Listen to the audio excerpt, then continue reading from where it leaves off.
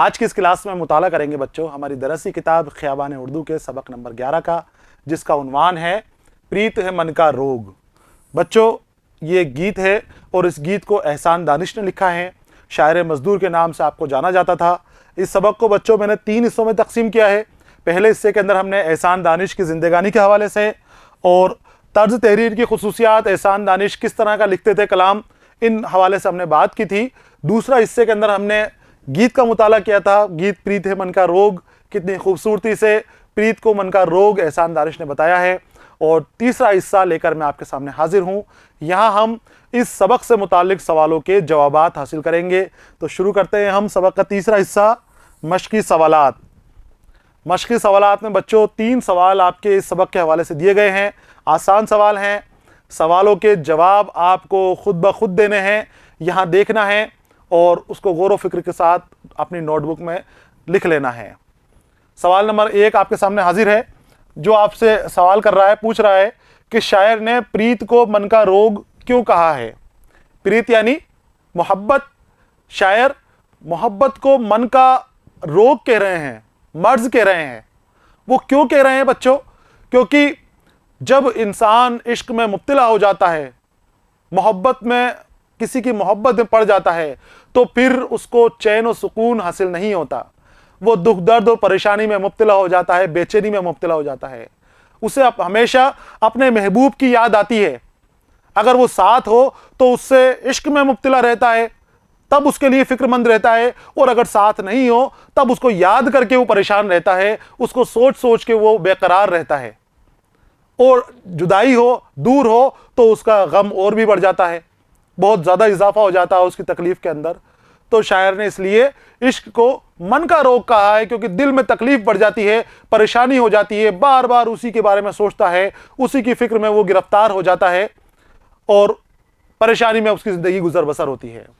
देखिए जवाब जो आपको लिखना है कि शायर ने प्रीत को मन का रोग इसलिए कहा है क्योंकि जब ये रोग लग जाता है, यानी जब इश्क हो जाता है, तब ना तो भूख लगती है, ना प्यास लगती है, ना फल और फूल मज़ा देते हैं और ना ही किसी कुदरती नज़ारे में दिलचस्पी रहती है। हर वक्त बेचैनी और बेकरारी का आलम रहता है। जब इश्क हो जाता है तो इंसान के इस तरह के हालात हो जाते हैं, भूख प्यास हर चीज़ से दूर हो जाता है। वो कहीं उसको आराम नहीं होता, किसी नज़ारे में उसको मज़ा नहीं मिलता, किसी भी सबब उसको चैन और सुकून नहीं मिलता। बस उसकी एक ही ख्वाहिश है कि जिससे उसने इश्क किया है, जिसकी मोहब्बत में वो गिरफ्तार है, वो उसी के साथ रहे, उसी की बातें करता रहे, उसी को देखता रहे, उसी को याद करता रहे। यही ख्वाहिश वो जाहिर करता रहता है। आगे आते हैं सवाल नंबर 2 की जानिब। सवाल नंबर 2 पूछता है आपसे कि रातों से सवेरा रूठ जाने से शायर की क्या मुराद है। रातों से सवेरा रूठ जाना, रात होती है और रात के बाद फिर सवेरा होता है, लेकिन दुख दर्द और तकलीफ में मुब्तला लोगों के लिए रात बहुत लंबी हो जाती है। वो चाहते हैं कि हमारी रात निकल जाए, लेकिन अपने दुख की वजह से, अपने दर्द की वजह से, अपने गम की वजह से उन रात उनकी बहुत लंबी नजर आती है, क्योंकि उनको नींद नहीं आती, सिर्फ अपनी तकलीफ के बारे में ही सोचते रहते हैं, अपने दर्द और गम का ही एहसास उनको होता रहता है। जो उनका दुख दर्द बांटने वाले होते हैं, दिन में उनके साथ बहुत सारे उनके दोस्त अहबाब होते हैं, तो वक्त का पता नहीं चलता किस तरह से गुजर जाता है। लेकिन रात को वो सब सो जाते हैं या अपने अपने घरों पर चले जाते हैं, तो उस वक्त जो मरीज है, जिसके दर्द है, गम है, वो खुद अकेला ही रहता है और अकेला होने की वजह से उसका सारा ध्यान अपने दुख दर्द और तकलीफ पर हो जाता है और वो चाहता है कि वो रात कट जाए, लेकिन वो जागते जागते आंखों में रात नहीं कट पाती। वो रात उसको बहुत लंबी नजर आती है और रात लंबी नजर आती है तो मन में सोचता है कि ऐसा लगता है कि जैसे रातों से सवेरा रूठ गया, सवेरा आ ही नहीं रहा, उजाला नमूदार ही नहीं हो रहा। जवाब देखिए इसका आपको लिखना है कि रातों से सवेरा रूठ जाने से शायर की मुराद हिज्र की तड़प से है। महबूब से जुदाई में रातें लंबी हो जाती हैं और ऐसा लगता है जैसे रातों से सवेरा रूठ गया हो। इस तरह से हमें लगता है कि सवेरा रूठ गया हो और रातें लंबी हो गई हों। सवाल नंबर 2 का जवाब आपको लिख लेना है। आखिरी सवाल जो सवाल नंबर 3 है, यह आपके सामने लेकर आया हूं मैं। देखिए, शायर कृष्ण मुरारी के दर्शन की ज़रूरत क्यों महसूस कर रहे हैं? क्या ज़रूरत है दर्शन की? तो मैं आपको बता दूं कि जब कोई किसी के इश्क में मुब्तला हो जाता है तो जब तक वो अपने महबूब के दीदार ना कर लें, अपने माशूक से नजरें ना मिला लें, तब तक सुकून और चैन नहीं मिलता।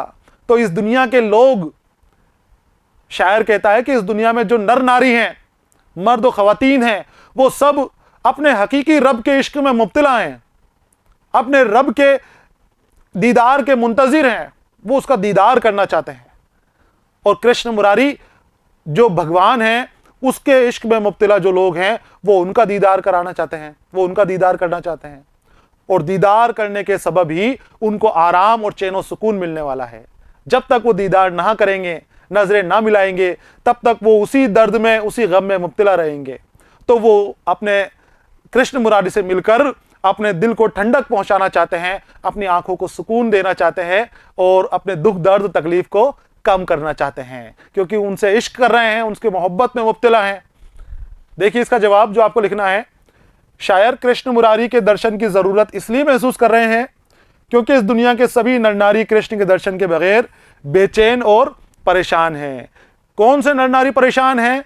जो अपने माबूद से इश्क कर रहे हैं, जो कृष्ण मुरारी से इश्क कर रहे हैं, वो लोग परेशान हैं, उसके दीदार के मुंतज़िर हैं। और जब उनकी इश्क की शिद्दत बढ़ जाएगी तो वो जलवा भी उनको नजर आएगा, वो दीदार भी उनको नजर आएगा। दुनिया के लोगों पर श्याम सुंदर की मोहब्बत का ऐसा खंजर चला है कि उन्हें कहीं और चैन नहीं आता। वो परेशान हैं और इश्क के गम में डूबे हुए हैं। सिर्फ कृष्ण के दीदार से ही उनको सुकून और राहत मिल सकती है। कृष्ण के दीदार के बगैर वो यूं ही मोहब्बत के दर्द में मुब्तला रहेंगे और इसी तरह वो परेशान रहेंगे, क्योंकि वो कृष्ण का जलवा देखना चाहते हैं, उसका दीदार करना चाहते हैं, और बगैर दीदार के उनको सुकून नहीं मिलेगा।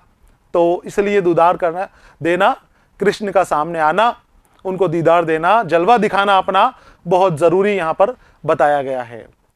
ये थे बच्चों सवाल नंबर 3 का जवाब, और 3 सवाल इस सबक में थे जो मुकम्मल हो गए हैं।